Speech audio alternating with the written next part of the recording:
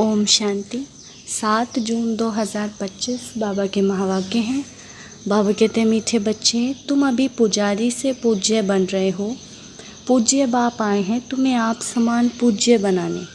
प्रश्न, तुम बच्चों के अंदर कौन सा दृढ़ विश्वास है? उत्तर है, तुम्हें दृढ़ विश्वास है कि हम जीते जी बाप से पूरा वर्षा लेकर ही छोड़ेंगे। बाबा की याद में यह पुराना शरीर छोड़ बाप के साथ जाएंगे। बाबा हमें घर का सहज रास्ता बता रहे हैं। गीत है ओम नमो शिवाय। ओम शांति। ओम शांति। ओम शांति तो बहुत मनुष्य कहते रहते हैं, बच्चे भी कहते हैं ओम शांति। अंदर जो आत्मा है वह कहती है ओम शांति, परंतु आत्माएं तो यथार्थ रीति अपने को जानती नहीं हैं, ना बाप को जानती हैं। भल पुकारते हैं, परंतु बाप कहते हैं मैं जो हूँ जैसा हूँ, यथार्थ रीति मुझे कोई नहीं जानते। यह ब्रह्मा भी कहते हैं कि मैं अपने को नहीं जानता था कि मैं कौन हूँ, कहाँ से आया हूँ। आत्मा तो मेल है ना, बच्चा है, फादर है परमात्मा, तो आत्माएं आपस में ब्रदर्स हो गई। फिर शरीर में आने के कारण कोई को मेल कोई को फीमेल कहते हैं, परंतु यथार्थ आत्मा क्या है यह कोई भी मनुष्य मात्र नहीं जानते। अभी तुम बच्चों को यह नॉलेज मिलती है जो फिर तुम साथ ले जाते हो, वहाँ यह नॉलेज रहती है हम आत्मा हैं। यह पुराना शरीर छोड़ दूसरा लेते हैं, आत्मा की पहचान साथ में ले जाते। पहले तो आत्मा को भी नहीं जानते थे, हम कब से पार्ट बजाते हैं कुछ नहीं जानते थे। अभी तक भी कई अपने को पूरा पहचानते नहीं हैं, मोटे रूप से जानते हैं और मोटे लिंग रूप को ही याद करते हैं।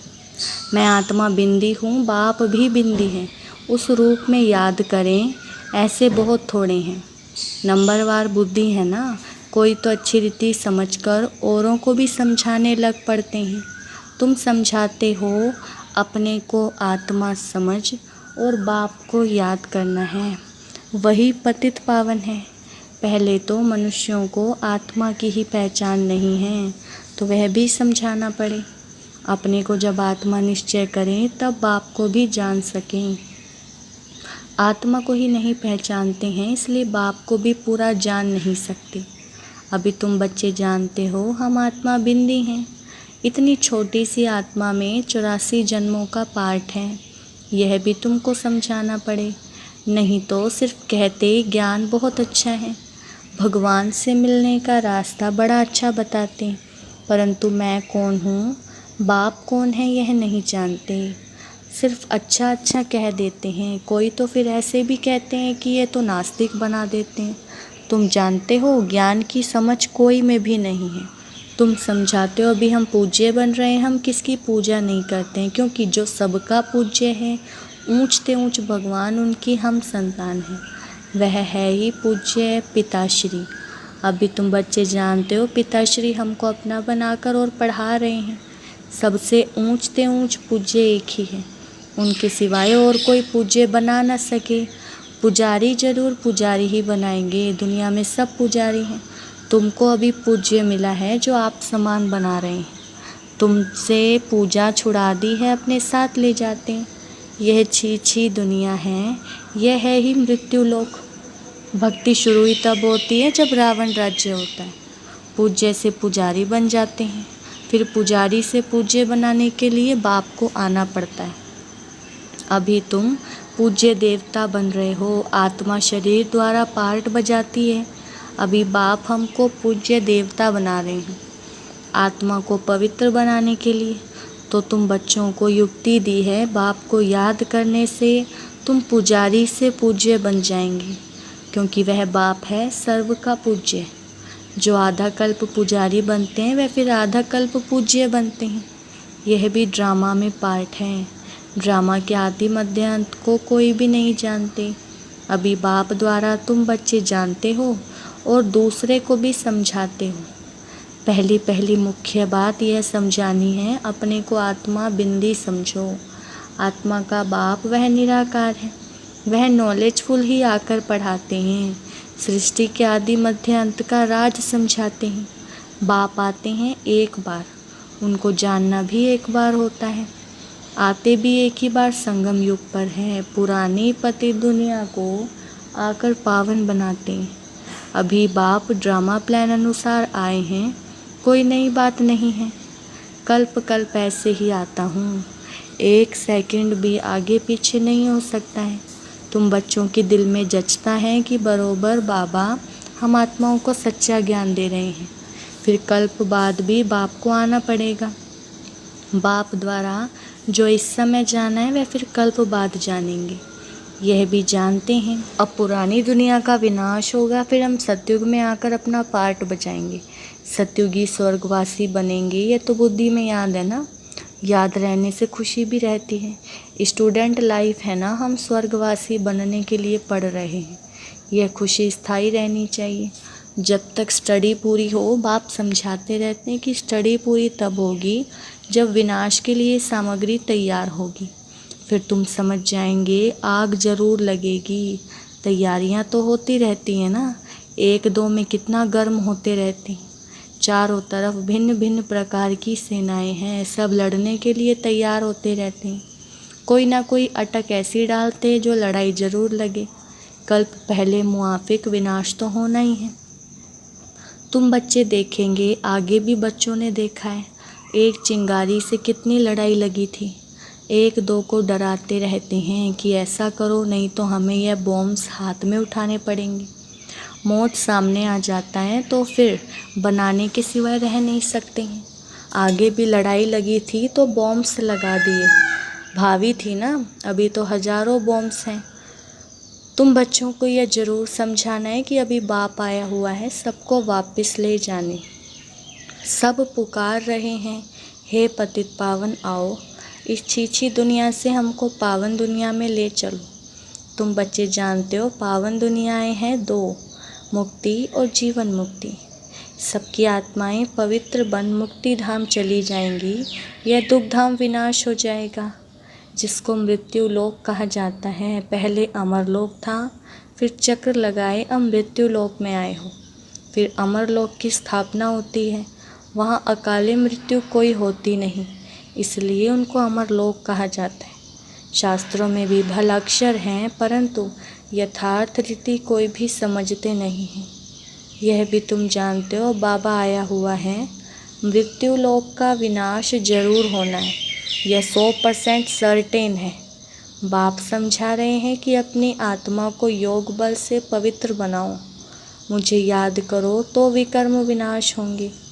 परंतु यह भी बच्चे याद नहीं कर सकते हैं। बाप से वर्षा अथवा राजाई लेने में मेहनत तो चाहिए ना। जितना हो सके याद में रहना है, अपने को देखना है कितना समय हम याद में रहते हैं और कितनों को याद दिलाते हैं। मन मना भव, इनको मंत्र भी नहीं कहा जाए। यह है बाप की याद। देह अभिमान को छोड़ देना है। तुम आत्मा हो, यह तुम्हारा रथ है, इससे तुम कितना काम करते हो। सतयुग में तुम देवी देवता बन कैसे राज्य करते हो, फिर तुम यही अनुभव पाएंगे। उस समय तो प्रैक्टिकल में आत्म अभिमानी रहते हो।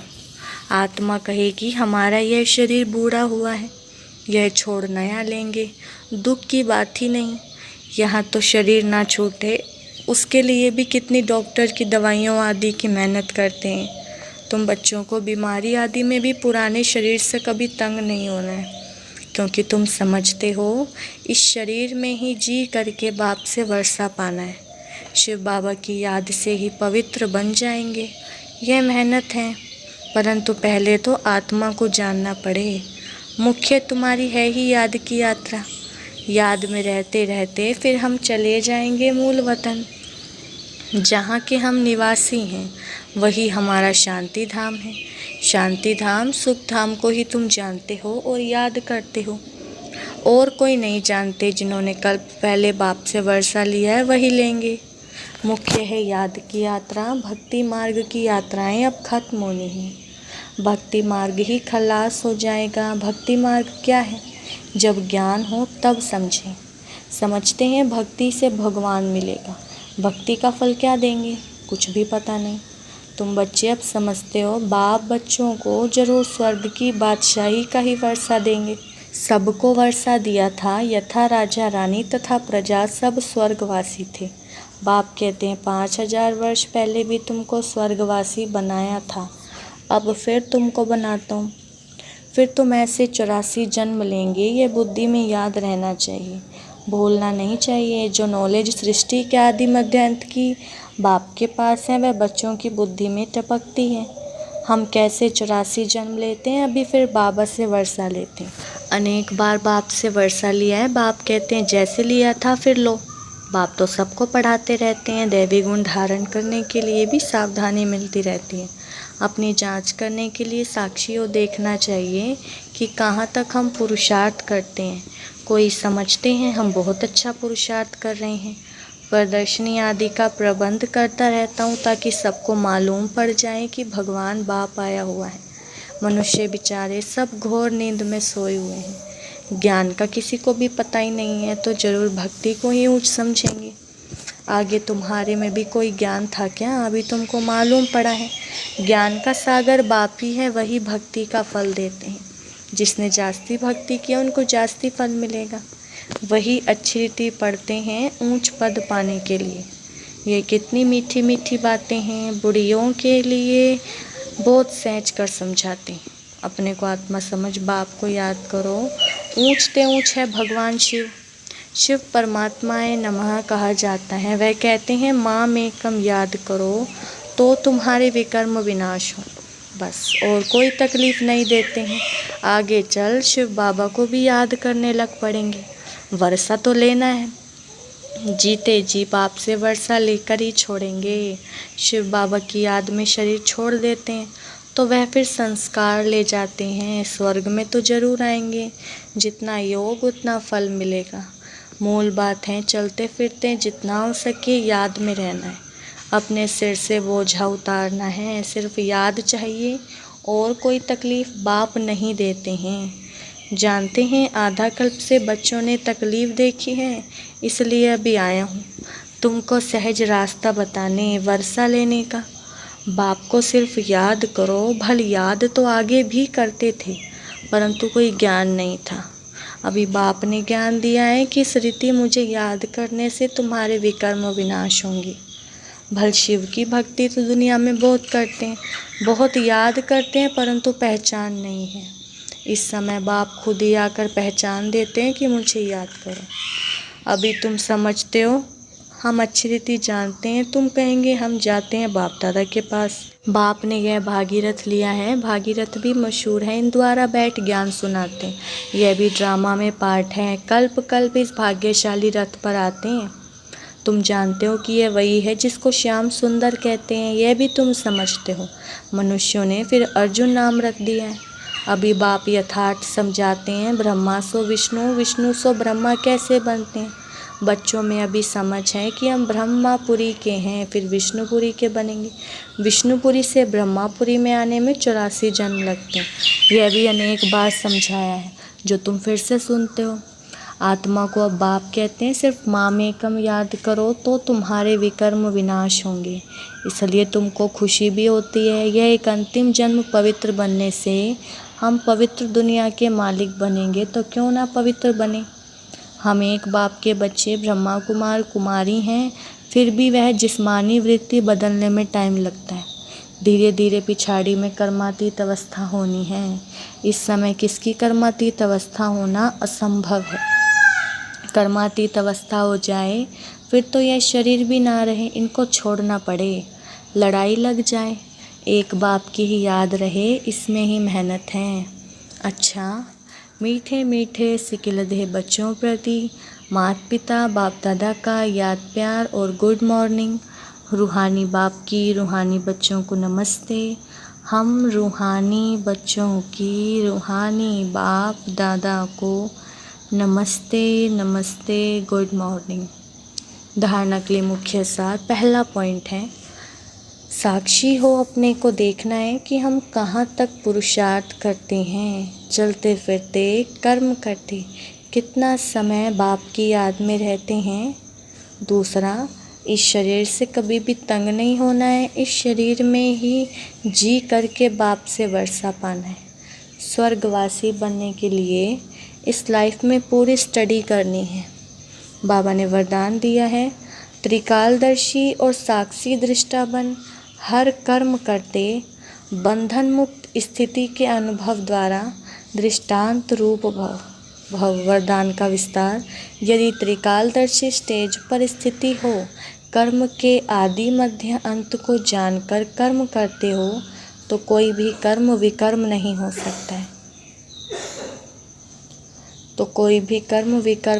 सकता है। सदा सुकर्म होगा। ऐसे ही साक्षी दृष्टा बन कर्म करने से कोई भी कर्म के बंधन में कर्म बंधनी आत्मा नहीं बनेंगे। कर्म का फल श्रेष्ठ होने के कारण कर्म संबंध में आएंगे, बंधन में नहीं। कर्म करते न्यारे और प्यारे रहेंगे तो अनेक आत्माओं के सामने दृष्टांत रूप अर्थात एग्जाम्पल बन जाएंगे। स्लोगन, जो मन से सदा संतुष्ट है वही डबल लाइट है। अव्यक्त इशारे, आत्मिक स्थिति में रहने का अभ्यास करो, अंतर्मुखी बनो। कोई भी समझ संकल्प आत्मिक शक्ति अर्थात एनर्जी जमा करता है, समय भी सफल करता है। व्यर्थ संकल्प एनर्जी और समय को व्यर्थ गवाता है। इसलिए अब व्यर्थ संकल्प की रचना बंद करो। यह रचना ही आत्मा रचता को परेशान करने वाली है। इसलिए सदा इसी शान में रहो कि मैं आत्मा मास्टर सर्वशक्तिवान हूँ, समर्थ आत्मा हूँ, तो कभी परेशान नहीं होंगे और अनेकों की परेशानी को मिटाने वाले बन जाएंगे। अच्छा, ओम शांति।